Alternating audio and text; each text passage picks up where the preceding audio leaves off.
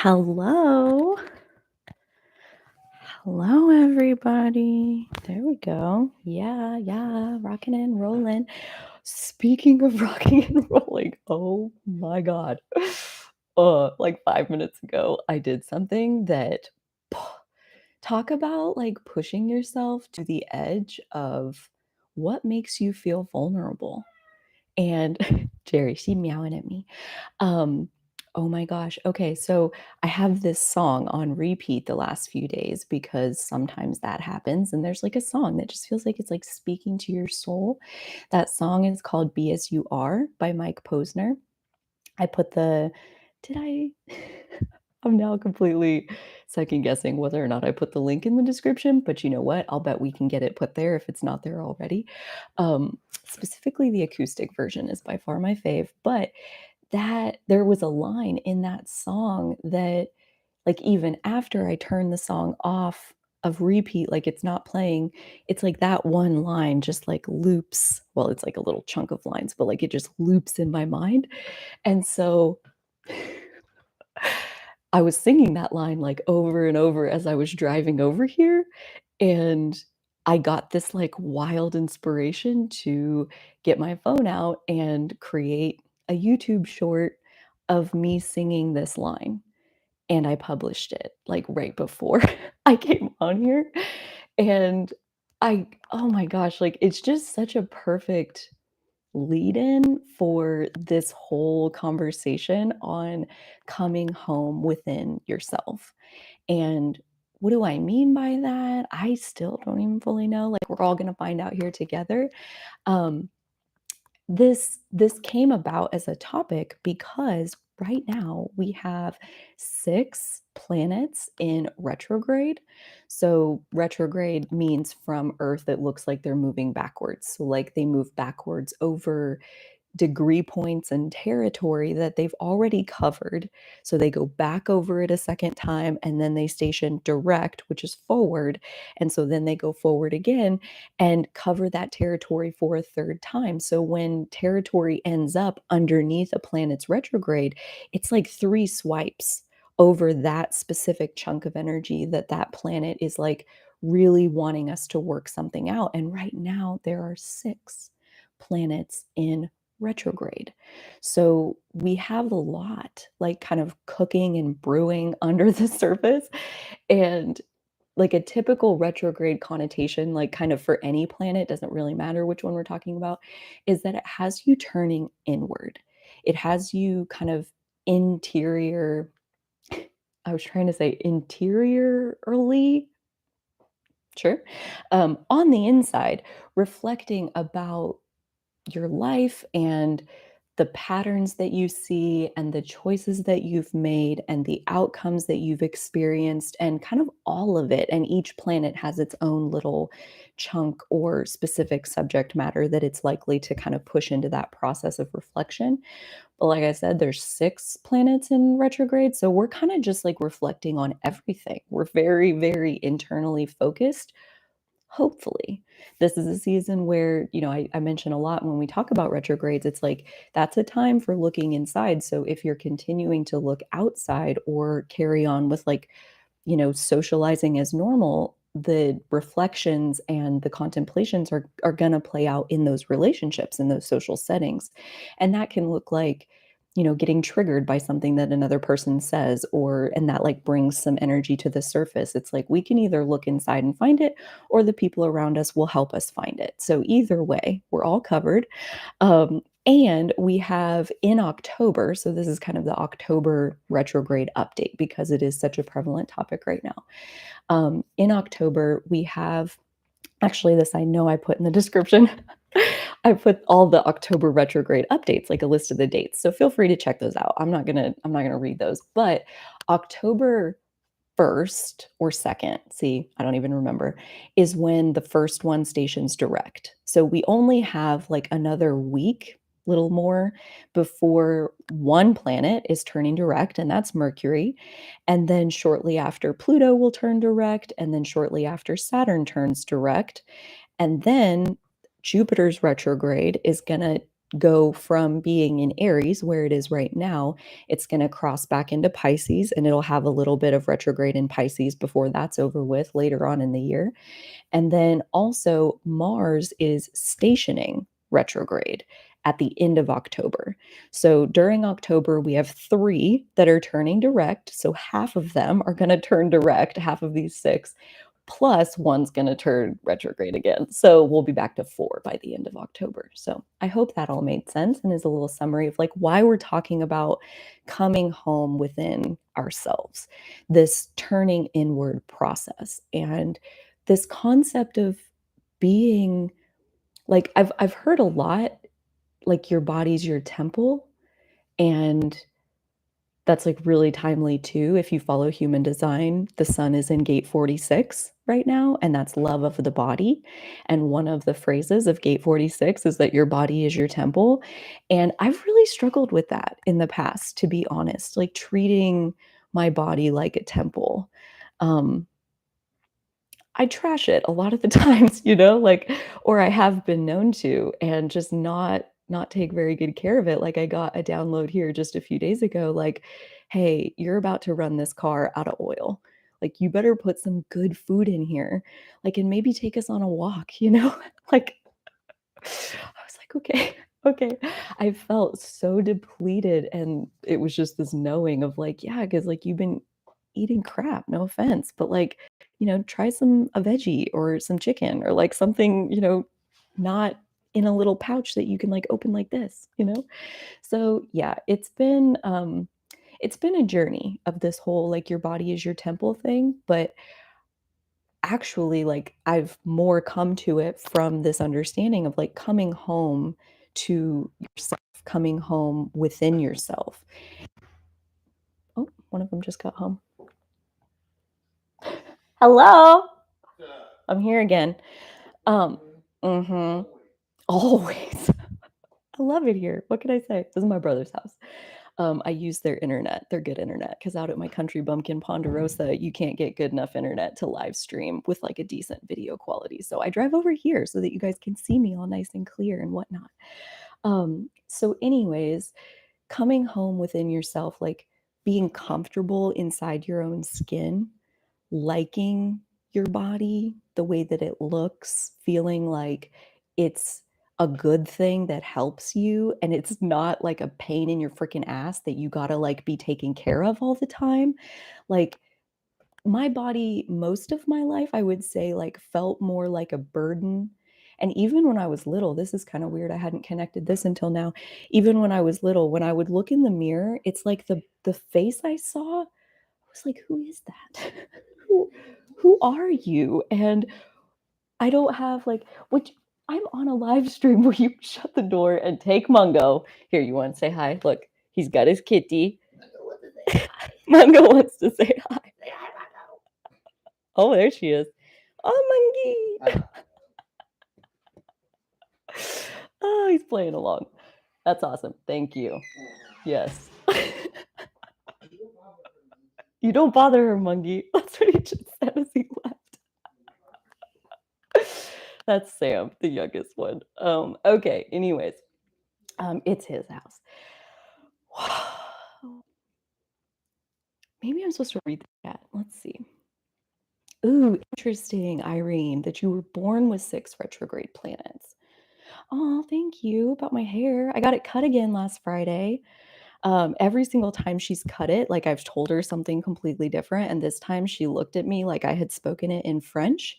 And yet somehow she managed to like give me the closest haircut that I've gotten so far to like what I had in my head the first time. So something about the translation process worked.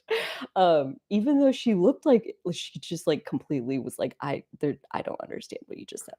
Anyways, being born with a lot of retrograde planets, I want to touch on that because I too have 6, how wild, retrograde planets in my birth chart. And that a lot of them actually that are retrograde in my chart are retrograde right now. And I love looking at that as far as like, let's take Mercury as an example. That's probably the most common to have retrograde in your chart because it goes retrograde 3 or 4 times a year. So there's a decent chunk of people that have that in their birth chart.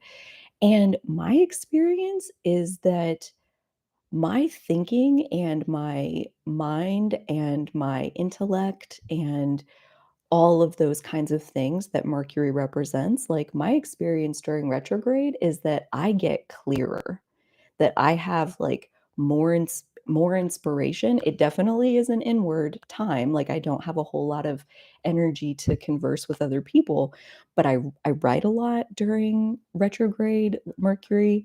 A lot of times that's what comes up. It's like the inspiration to write something. Um, so yeah, it is interesting to look at. Like I know there's such a negative connotation about retrogrades, but I personally don't think it's a negative thing. I think it's an invitation to slow down and turn into yourself and see what's in there, you know? Like, I think that's like part of kind of my journey with solitude, like going from absolutely hating it to now craving it on a regular basis. That journey for me was a lot coming home within myself. Like, I hated solitude because I hated being alone with my inner world. Because in there was nothing but complaints about me. There was, like, list after list after list of, like, all the awful things about me and just meanness towards me, and I'm like, "Who would wanna be in there? Nobody." So, like, let me surround myself with other people, let me numb myself out with TV, let me take any sort of distraction that I possibly can so that my attention is not on myself. And now I feel like I crave that quiet time inside of myself. I crave that absence of anything that would pull me out of just like getting to be in my inner world, like in my inner soup. It's my favorite place to be. And that feels like something worth celebrating. That feels like coming home, like that's something that came to me as far as, I got to think maybe every single person who exists has their own definition of what is home. What does that mean to you? And so, classic, I did a focus wheel, and this one came way slower. I'll say, like, look at, I I didn't yet fill the page. But that's my focus wheel so far on what does home mean to me. And there was like the very first thing I wrote down about what home means to me is safety. Home is where I'm safe. And I elaborated on that idea of like safety, security, unconditional belonging, easygoing, nothing off limits, compassion towards my suffering, love multiplying. I love that one. Good food always, wherever I am. Feeling comfortable in my skin, full, complete, deep rest, peaceful, where I keep my toys, privacy, sleep when I feel like it, laughter, love that's bigger than my human choices, unconditional love, unconditional acceptance, freedom to be my true self. Those, I mean, that's not like all of them, but that's a lot of them, and that gives you an idea of like this going general kind of concept, like not necessarily like, technically I did write down the address of my home is inside my heart. That's my address, is inside my heart. That feels right as far as like, yeah, I mean, technically my house that I live in, like it's probably the homiest home I've ever lived in since my childhood home, which I'm very thankful felt homey. Um, and so, but there, like, it's definitely something I've cultivated for myself. But even as I got here, I went to put a snack that I brought with me in the fridge. And I was just kind of like walking really slowly, even though I only had like 3 minutes, and just was like feeling the container in my hands and like feeling the steps and going really slow at my own pace. And I was like, I love it here. And I was like, "Wait, you love it here?" Because like, it smells funny, and it's just not my space, right? Like, this is not my space. It's not my space to take care of. I don't have to make it be anything. So, there's just a lot that, like, normally I'm like, "Ugh." And, yeah, I was like, "I love it here." And I'm like, "Wait, no, I'm talking about inside of me. I love it here. I love it inside of myself. Like, that's something that shows up on my gratitude list a lot is like, I love getting to ride around inside of this one. Like that's a really good thing. It's a really good feeling place to live is inside of me. And again, I feel like that's something worth celebrating. Like, as far as, what are you most proud of in your whole life? Like, this would be in the top couple.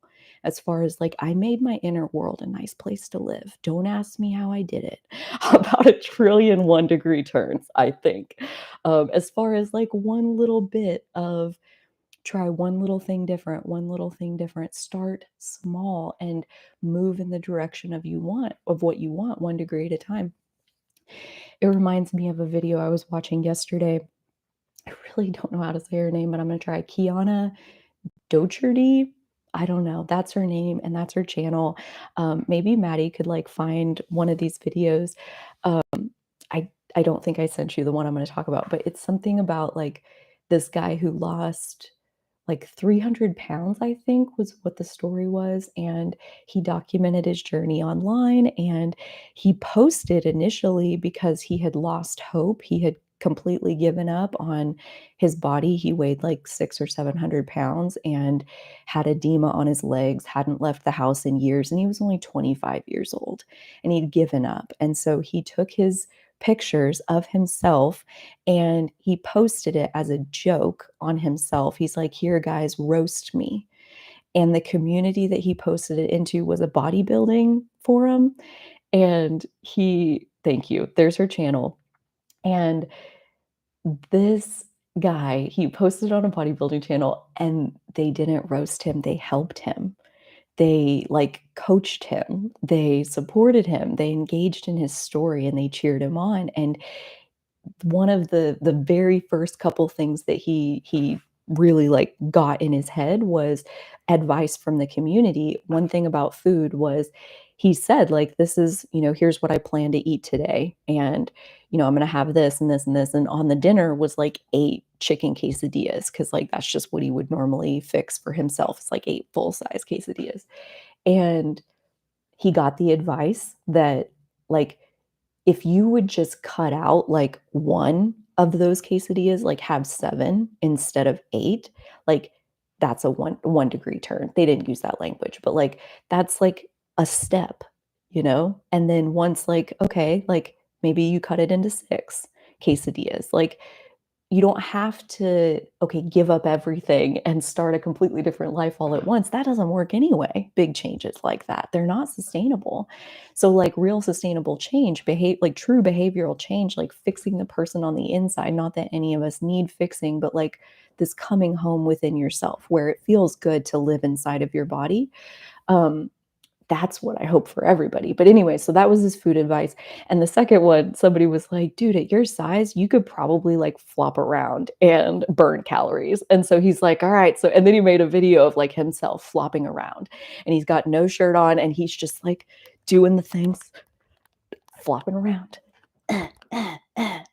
like totally into it. Like, again, goofing on himself, like making a joke out of it, and everybody was like, "Yeah, like that, like, you're burning calories," and, like, he got done and he was out of breath, and he's like, "Wow, that was, like, actually exercise," like, he sat on his couch and he, like, flopped around, and that was how he started exercising. So, like, 1 degree turns, like, and then at the end of this video where she's telling his story, he disappeared off of the forum for a while, and he came back and he says, "I've gained back like almost all the weight that I had lost," and that like he doesn't even know if he can lose it again because he's still the same person on the inside that he was, like, and that was the hardest part of like he had lost all of this weight and that he still felt not good enough. He still had all the same insecurities. He's like, not everything changes when you lose all the weight. Like all of that was still in there.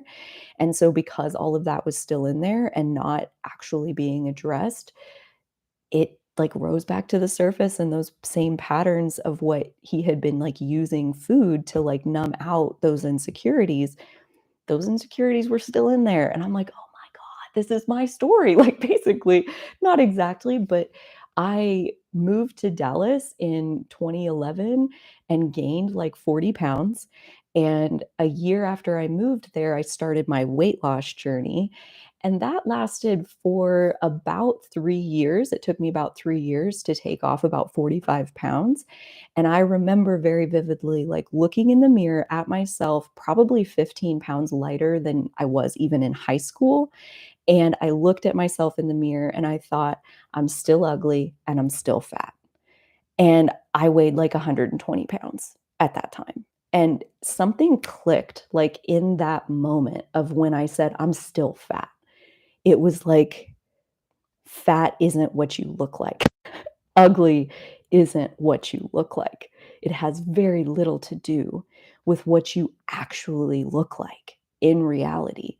And I'm very grateful that at that moment, I really realized that, like, okay, yes, good for you. You had done the work to like lose all of this weight, but that is like one piece of like actually what's happening here.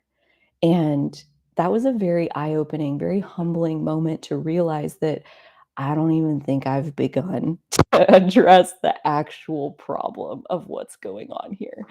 Um, but again, like you can't fix a problem if you don't know what the problem is. And up until that point, I thought the problem was the number on the scale. If that number would just be lower, then I'll be happy, obviously. Mhm, sure. Yeah. Yeah. Yeah, Irene.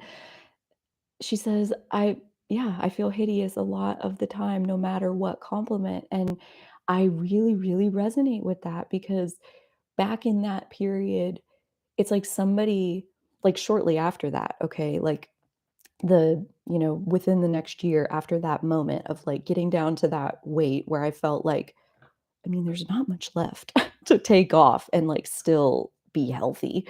And so, yeah, I got down to that weight and was like, "I'm still fat." And that opened up this more, like, internal journey, I'll say. Like, it wasn't a spiritual journey, it wasn't a self-awareness journey, it was just like, "Okay, so what's going on underneath all of that?" If it's not just about, like, how much I weigh. And to even, like, start to ask those questions, like, I wasn't that process takes time, but, like, in that period, right after that, I met a relationship where I mean, it was romantic and it was sexual, and he saw me in a way where it was like again, like the little girl in the mirror, like, who are you talking to right now? Who are you looking at with those eyes? Like, what? Like, what are you doing? It was so absurd to me, but, like, we were together for long enough and, like, through that, like, exposure therapy to, like, repeatedly being told, like, over and over, and not even just told, but treated as if I was, like, the sexiest thing on the planet. You wanna talk about, like, an identity crisis. Like, that relationship brought up so many of my own limiting beliefs about myself because here was somebody treating me as if I was the sexiest thing on the planet, and I still felt ugly and fat, and, like, why yeah, it was, like, kind of the same as, like, I've said a couple times, like, I needed to make a lot of money, like, enough money to have disposable income so that I could see money isn't it. It's like I had to manifest somebody who thought I was sexy as hell just so I could see that somebody else thinking it isn't the point. Me thinking it is the point, and that was, like, again, very eye-opening and humbling to recognize it's like a moment of disillusionment, really, of, like, what I was reaching for, like, wanting that from other people, wanting somebody else to think I'm beautiful, wanting to be seen as beautiful, wanting to like, whatever, like, that gosh, like, you can manifest all of that and still feel fucking hideous. That's an eye-opening moment. It really is, one that I'm very grateful to have lived because it was one of those moments of, like, releasing the attachment to getting the external thing, like in that moment of you get the external thing and it doesn't fix anything on the inside, like the friend who lost all the weight and he's like, "I was still me." I'm like, "Oh my god, I did that." Like, I lost all my weight, but I was still ugly, I was still fat, and, like, how do you fix a fat mind? Like, how do you fix, like, a vision, like, a seeing yourself that's fat? How do you fix that? And, I'm so glad you asked. That's such a good question. That's such a good question. And for that, I will always and forever point people towards the Sean Achor TED Talk called Happy Secret to Better Work. And in that, he talks about how to train that lens through which you see the world. Like, it's not just your eyeballs in the mirror and you seeing it and like whatever. It's like there's a lens that exists like right here where you don't just see the world, you see the world through your lens. And that lens has stuff on it sometimes to where, again, you don't even see the world. You just see the lens cap on your lens. And most of us are only ever looking at a lens cap. My lens cap said, "You're fat and you're ugly." And I changed what was going on in reality. I had all of these indicators pointing towards I had changed what was happening in reality. And on the inside, all I saw was fat and ugly. I'm like, what the fuck is going on here? It's really frustrating. That lens cap, that that freaking lens that like everything is passing through. And if you got gunk on it, then everything that's coming in and going out, like everything moving through your perception has that gunk on it. And so I don't again, it's like a series of 1-degree turns. How do you get the gunk off of it? It's a lot. It really is. And it's something that I think the best thing I can say is that, what if getting the gunk off isn't the point so much as clearing the lens is the point. Letting a little bit more light through the lens because in a 1-degree turn you figured out how to get like one little scratch of the gunk off the lens and now there's a little beam of light coming in there. So like maybe your perspective still it comes and goes, okay? But, like, there's a point of light, and then, another 1-degree turn and scrapes a little bit more off, and another 1-degree turn and scrapes a little bit more off, and through a process like that of, when I think about when was that I had the moment of, "I'm still fat," that was in 2015. That was early 2015. So, however long ago that was of like 1-degree turns. And at this point, I feel like I've come home inside of myself. Like I feel comfortable in my own skin. I feel comfortable being seen. All of these, I'm going to put more in front of all of them because I think how comfortable I am right now, I'm hearing like 50-year-old me in my brain being like, girl, you ain't got nothing yet. Like, you should see what's coming. Like, oh my gosh, so fun. Like, we haven't even gotten started with like how comfortable we're really going to feel as we continue to let ourselves come home within ourselves. As we like, I think part of if this analogy resonates, right? Like if, my body's my temple, if that's more your style or something altogether different, like as far as how do you see this vessel and this consciousness that's planted inside of it? Like what's your visual for that? For me, coming like it is a home, that makes sense to me. So that's why I made my focus wheel around what does home mean to me? And to me, that's like a 1-degree turn that anybody from anywhere could do without actually changing a single thing about your life, you can think in your mind about, what does home mean? And I wouldn't limit it necessarily to like just a bright rosy picture of all the good things. Like if you think home is scary, home is a scary place, or home is a mean place. Home is cruel. Home is like whatever it might be that surfaces. Like I didn't have anything like that. It really, really, really made me grateful for my home and my upbringing where like my mom had us all. And like she had her limitations, of course, but like it was safe and it was peaceful other than my brothers body slamming each other onto the couch and, like, that kinda thing, but that was, like, always happening, so it wasn't a big deal. And it was safe. It was, like, mostly a safe place for me. Emotionally, not so much as I think about that, but that's in my energetic home now, is that energetic safety where I'm safe to feel anything I wanna feel. But, yeah, if you do have something come up where home is something that doesn't feel good, that is definitely an opportunity to kind of maybe even go the work of Byron Katie route as far as, like, meditating on her 4 questions of, "Is that true? Can we know that that's true?" Actually, I also put a couple videos of hers in the description of this video because she has a book called Coming Home Inside Myself, I think is what the book is called, and that she's who I've heard talk about this, where she came home inside of herself. Her ego mind found a home inside of her soul, inside of her heart, and now it's, like, all together as one thing, and she calls that coming home inside of herself. And so that concept has, like, really made a lot of sense to me. And so I put a few videos in the description of this, like, if you're interested in seeing what that might look like as far as, like, possibly reframing some of your stories around home. And because it doesn't work to just, like, necessarily deny that home has some not so great connotations for you. Um, and to me, like, that's kind of where I mean, I had a lot of hostility towards my upbringing, again, back in those, like, depressive days where I I would not have told the story even a little bit close to how I just did, where the story sounded very different and I had a lot more complaints about my childhood home.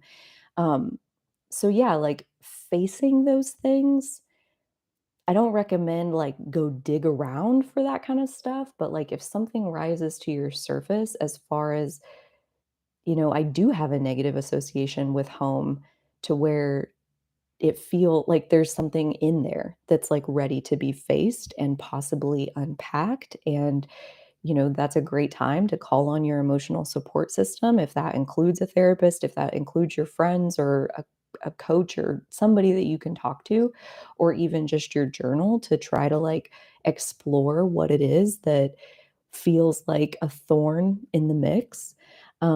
I felt like I had a lot of thorns in my inner world where being in solitude, being inside of myself, by myself, felt like a million things poking me all at once. And I couldn't wait for it to be over. And now it's so the opposite of that. And I absolutely like I said, I'm so grateful for that evolution of having a home in this world that like a little crab like travels with you. Home is where you are. Home is inside of your heart. Like it's always, everywhere you go, there you'll be. Oh yeah, Byron Katie quote, to be present in the moment is to never be alone.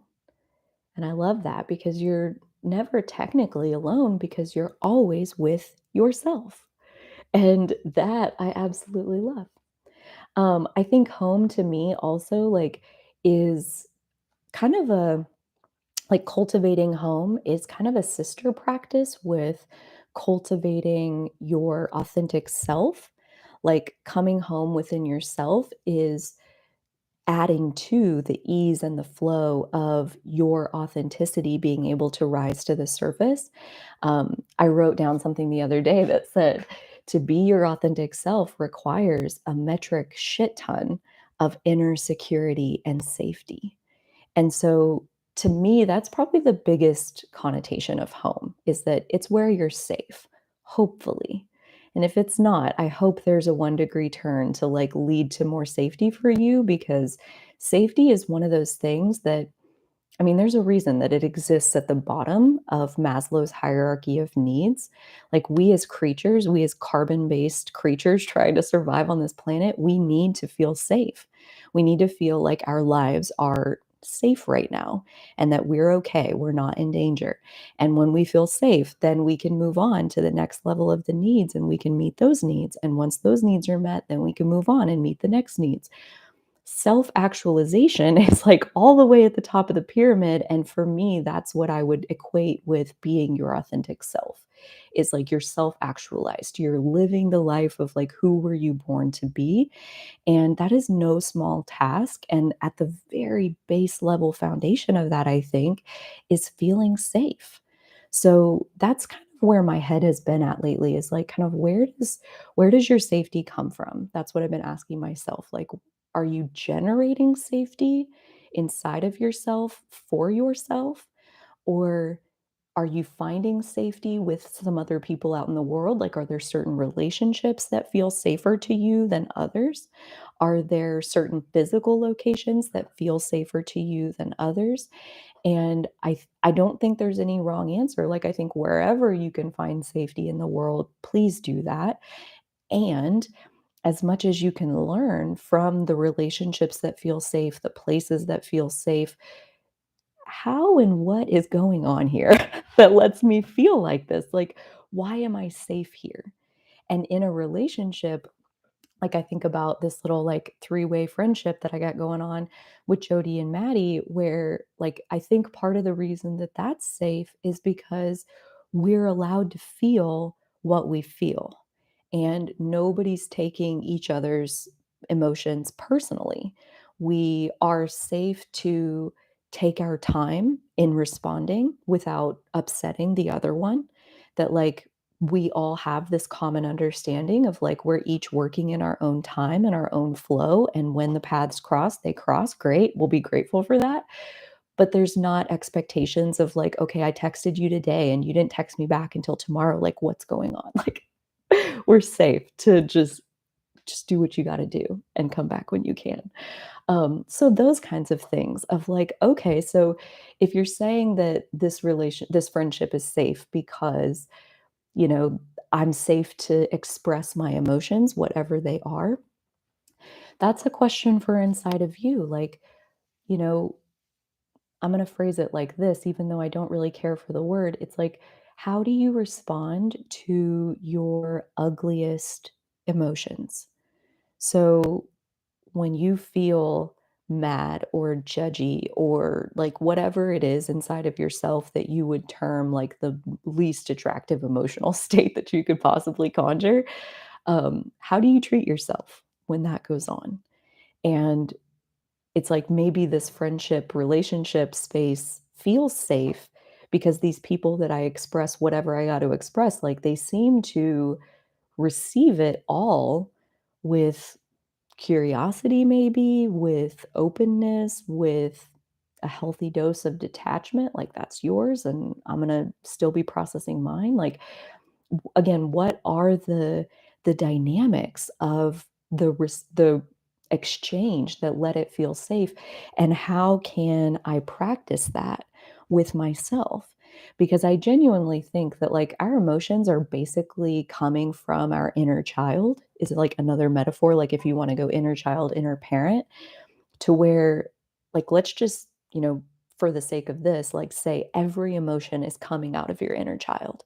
So when you're giddy with glee and you're like dancing around the kitchen and singing, like that's your inner child. And when you are raging because some bee at work got in my face about how and you didn't have this and I needed it, like there's all of these different emotional expressions that are possible, and they're all coming from our inner child. And when there are some of them that we tell ourselves, you're not allowed to feel like that, like judging people is one that comes to mind. Like, you shouldn't be judgmental. Like, that's a cultural thing. Like, it has such a negative connotation around it to like call somebody judgmental.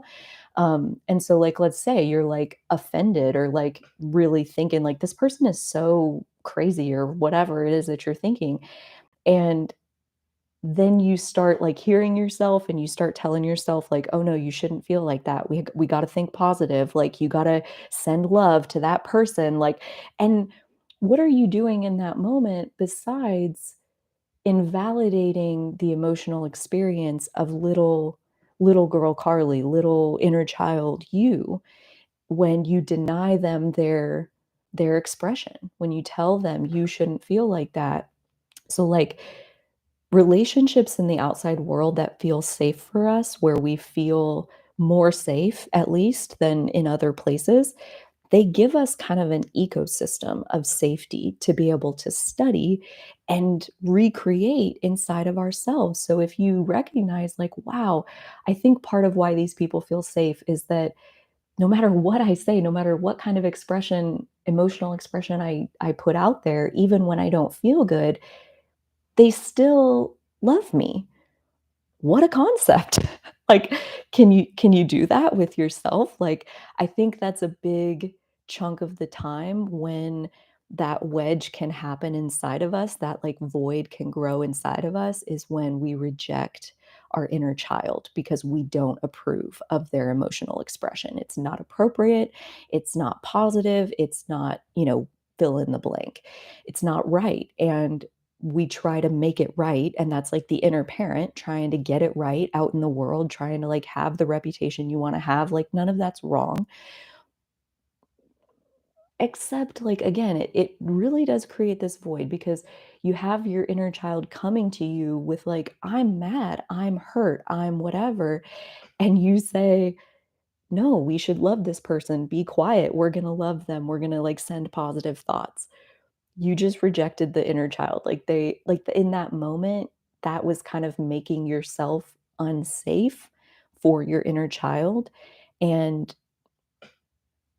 it's that's, like, one example. I'm sure there are other ways that we create that void within ourselves that then we look for that safety out in the world inside of other relationships, finding it with other people and that sort of thing. But I do feel like, especially with all the retrogrades, like, this is the season of pulling that focus back inside and seeing what level of safety is coming from inside of you or around you.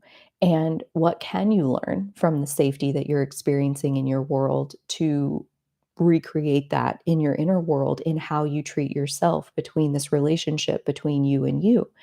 Um, and if safety isn't something that you experience on the regular, maybe that looks like something like setting intentions for, I want to look for my next 1 degree turn on ways to feel more safe in my life. And personally, I think a lot of it comes down to putting yourself in situations where you feel safe. And your body will tell you. That's like our most primal intelligence is our body's intelligence, our adrenaline system, our amygdala, our fight or flight response. So, like, your body will tell you in an instant. It's the fastest communication we have is body communication. It'll tell you when you're not safe. And all you got to do is put your body, like, take your physical self and put it in a spot where it is safe. And if you feel like you can't leave, if you feel like, "Oh, no, no, I have to be here. This is my job. This is my family. This is my." Okay, so why? Why do you have to be there? And are you sure that that's true? Um, is it worth the price of your safety that you're paying for it? That's what it's costing you, is you're putting yourself in an unsafe situation potentially to be there. Is it worth it? Because you can keep doing it. You can do whatever you want, but, like, denying yourself safety, like we said, that's like the base level foundation that it's really hard to do anything else in the world that you want to do, like, including food. Food and, like, I think is above that. And, like, sex is above that. And love is above that. And self-actualization, I think that's, like, ish, the Maslow's hierarchy of needs. But, like, yeah, like, if you are being chased by a predator, if you are in the presence of danger, your body's appetite is gone, you're full of stress hormone, and that's, like, suppressing any non-necessary thing, including your immune system, so you're getting sick more often if you're denying yourself safety. There's, like, safety, you know? I don't know what it is about, like, sometimes a concept will just, like, get stuck in my head, and I just can't get over it, and, like, right now I'm on safety, so there you go.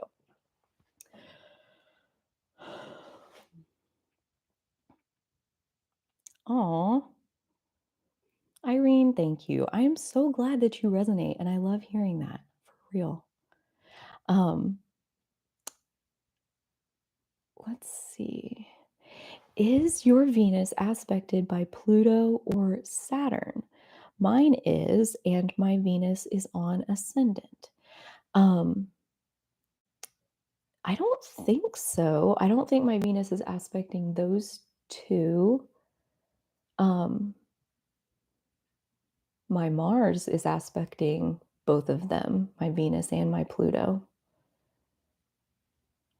Yeah, and Venus is also my chart ruler because I'm a Taurus rising. So yeah, my Venus is like also like sitting right next to, actually interesting, sitting right next to my Mercury. They're at like 18 and 19 degrees Gemini.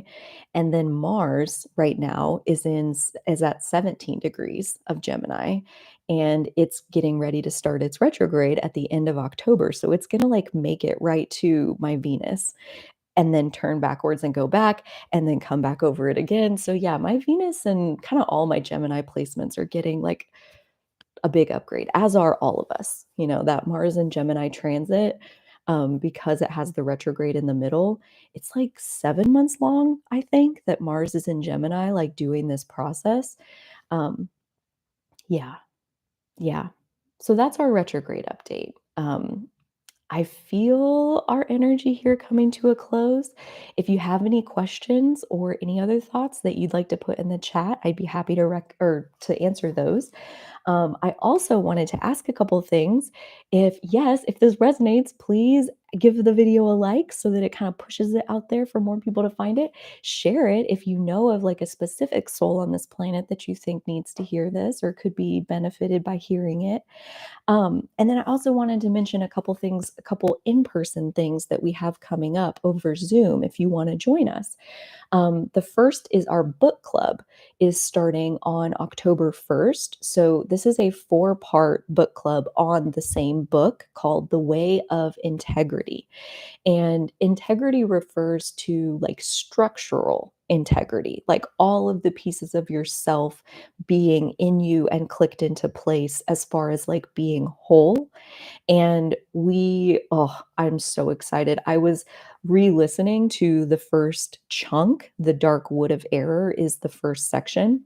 She modeled it after Dante's Inferno, the Divine Comedy. So if you're familiar with that, those are like the 4 stages, um the Dark Wood of Error, the Inferno, Purgatory, and Paradise. Those are the 4 sections that will have the book club on the first Saturday of the month. So starting with October 1st, right?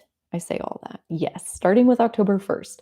And then a month later, a month later, a month later. So yeah, super excited for that. The only expense to join is buying the book so you can read it and then show up and we can all talk about it and talk about the exercises, of which there are a lot of really good ones in that book. It's one that I wish, I don't know if any of you are Audible listeners like me, but like that's one that I wish I would have bought in a paper copy, like instead of an audiobook, because it has so many exercises and there's even like little journaling spaces in there where you can like write in the book itself. I may even still buy the paper copy. So, anyways, book club starts October 1st. That is free, other than the cost of the book. The next in person thing I want to tell you about is our Sacred Circle, which is coming up this coming Tuesday. We host that every month as well. So that's on the 4th Tuesday of the month.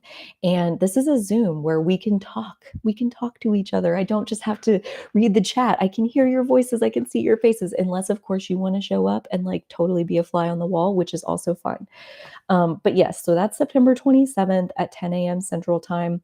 While we're on that subject, that event is for our Patreon community. So that's just a more intentional space where if you're resonating with our content here on the YouTube channel, I invite you over there. That's where the Sacred Circle comes through. I'm very grateful that we had that set as pay what feels good, which just means whatever you can afford, as low as $1 per month. It is going to charge every month because we have the event every month.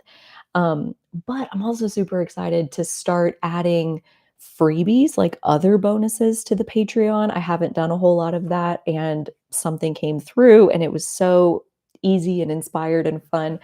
And it is a self care guide for each of the 12 zodiac signs. I would love to hear what you think of it. If you are in the Patreon, you have worked with it, I would absolutely love to hear your feedback on that because I do have some other little half drafts of stuff very similar to that that would be, again, pretty effortless to get onto the Patreon as a bonus. So I would love to hear your feedback if that's helpful. And I feel like, especially coming into Libra season, one of the goals of that document, Self Care of the Signs, is to help balance the many different aspects of yourself.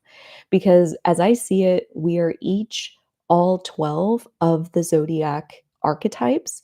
So within all of us is Aries energy and Libra energy and Gemini and Pisces, like all of them exist inside every single one of us.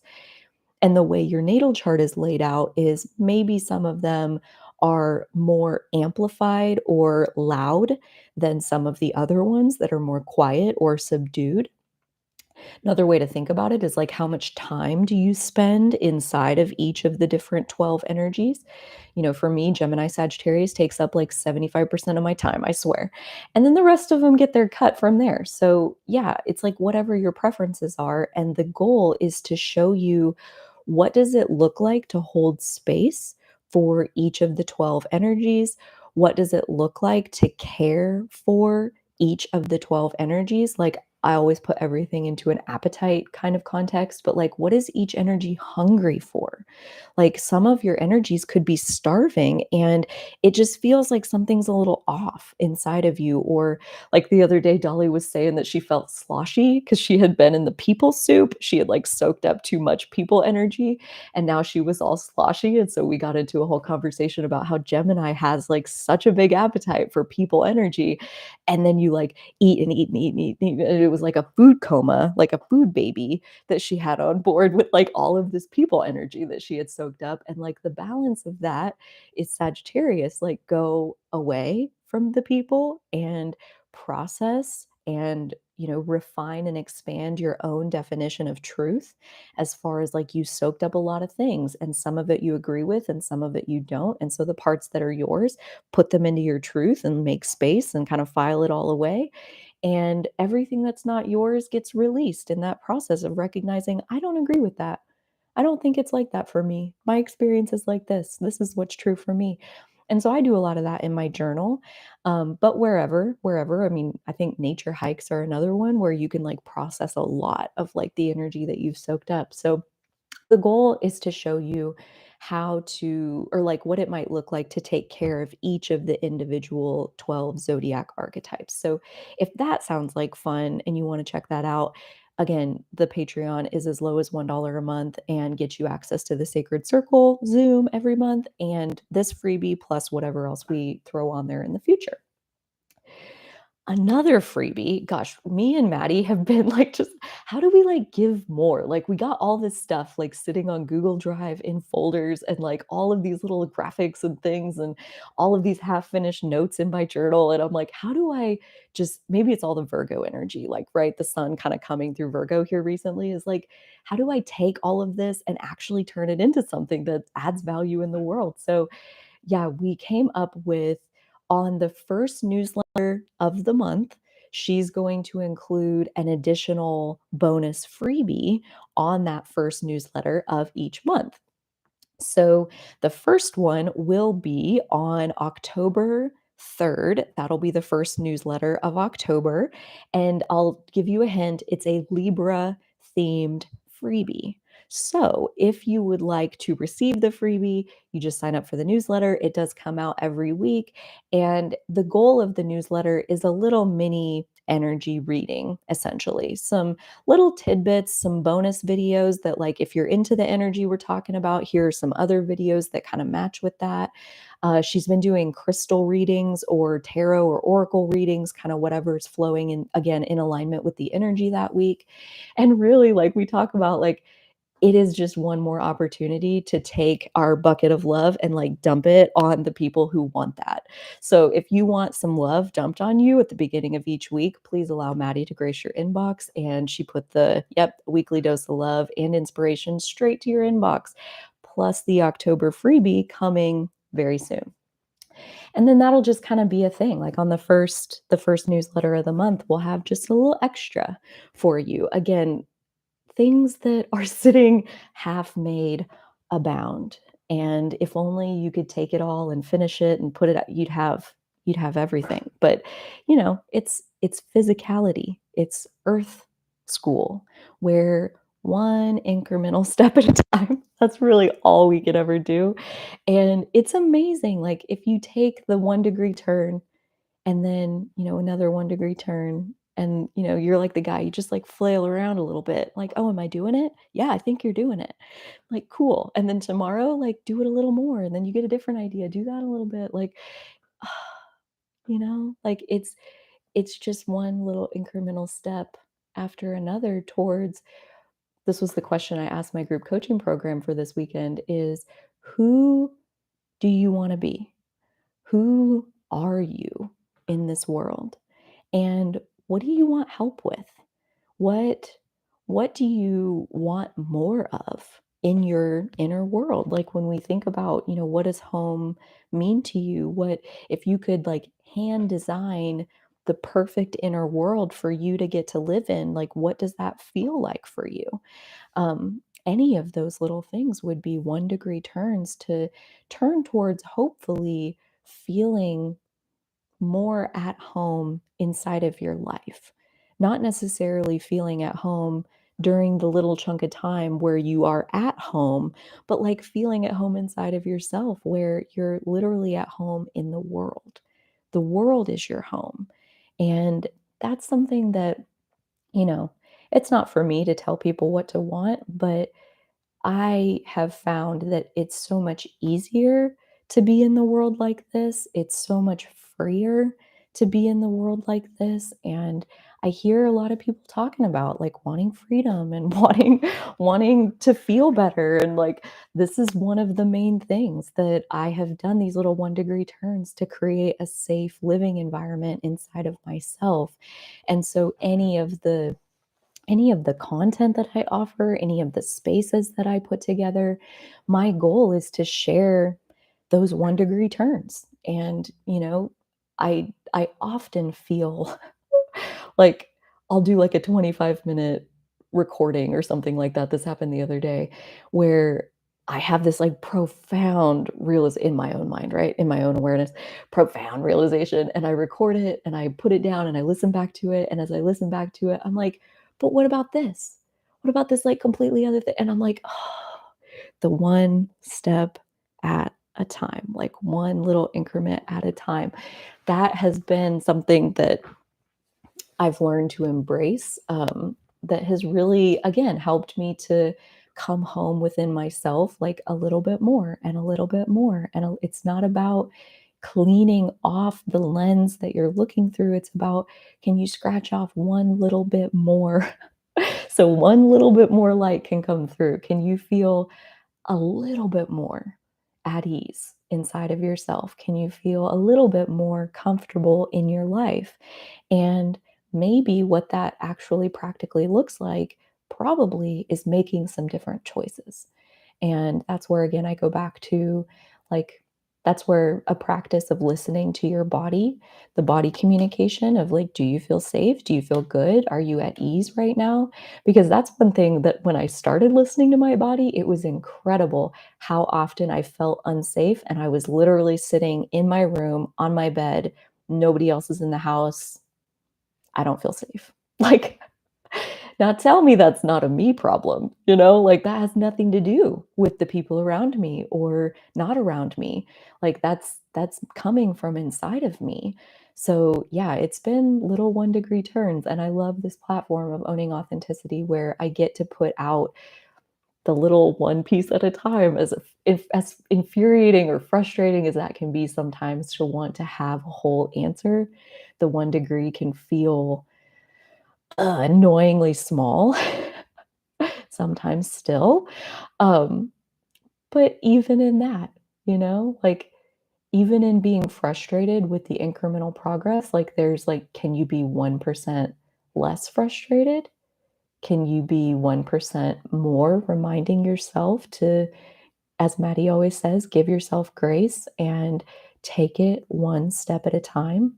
She and I had an amazing conversation yesterday about getting ahead of ourselves and how I think, like, when I was sitting in the room all by myself and I wasn't feeling safe in my body, it's like, I think a lot of that was because I wasn't technically in my body. I was, like, in my brain. I was projecting myself into a future situation or back into a past situation that happened or whatever. Like, I wasn't in the present moment. So while my body was, my awareness was not. It was elsewhere, and it was in those places where I was not safe. And my body was telling me that, like, you're exploring a space that's not safe for you. And so when you bring it back into the right now, right here moment and ask yourself, am I safe? Like, I'm sitting in this moment, like I'm sitting on this chair. I have a roof over my head. My stomach is fed. I'm exactly where I want to be. There's nowhere else in the world I would rather be. Yeah, I feel safe. And like, the thing is, like, if ever the answer is no, that's not wrong. It's just an opportunity to ask why. Why don't you feel safe right now? Like, what is it about it? What are you thinking about? What are you feeling? What are you believing? What's going through you right now? And most likely there's something in there that's not safe in the programming that's running through your thoughts, so to speak, um, that's not safe for you.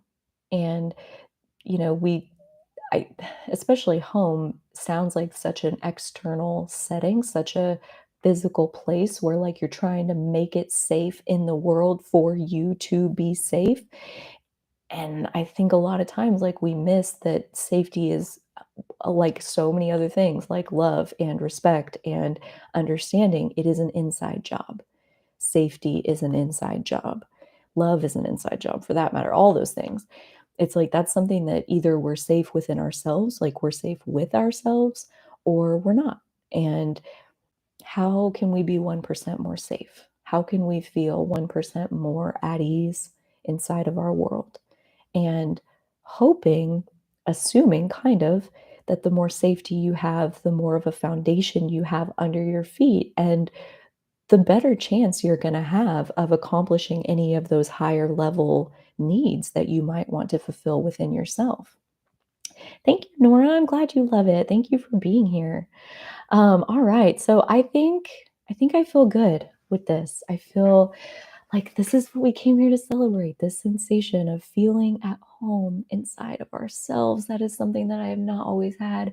And as just where I started to come full circle, it's like when you are safe inside of yourself, you're safe in the world. And if you want to see like a picture of that, you can find me taking my own advice. If you go look at the channel, on the uploaded videos, I uploaded a short of me singing right before I started this live stream. It's a few lyrics that have been stuck in my heart and in my head and coming out of my voice for the last few days. And I was like, what's stopping you from wanting to share that with the world? Like, what would be the reasons that you wouldn't want to? And I'm like, well, they might judge me, they might tell me I can't sing. I'm like, well, that's probably true. Like, okay, and they could judge you. Like, aren't they all judging you all the time already? Like, isn't that just what humans do? Like, there was like no good reason that I could come up with to not share it. And I'm like, that's inner safety. Like, allowing yourself to be seen in your authenticity, that's inner safety. And that doesn't just happen. I hope is what this has ultimately communicated is like, if you feel like you're, not there yet, able to fully express your authentic self, remember, authenticity takes a metric shit ton of inner safety. So they go side by side. And I think safety, inner safety, is a lot easier to cultivate. And the authentic expression just kind of flows easily. Like, you get the inspired idea to sing on a YouTube short and publish that shit. Talk about taking me to the edge of my vulnerability. Like, whoa, it got my heart like pounding. And at the end of the day, I had to admit, I'm safe. This is not dangerous. I feel a little bit unsafe. And I ask myself why. And inner child Carly, the wounded part of me, had some reasons from based on some experiences that I've lived. And inner parent Carly heard her out and wrapped an arm around her and said, I think I can handle all of that. Let's go. And she said, oh my God, really? Okay, cool. And I published it. And yeah, my heart was like pounding. So yeah, oh God, Batty, there's the short if you want to go check it out. And there you go. Enjoy. Be as you are. That's the song that the lyric comes from. It says, it's not always a comfortable ride. Everybody has scars that they hide. Everybody plays the fool sometimes. So yeah, just be as you are. And until next time, dear friends, you take such good care of yourselves. And so will I. Bye.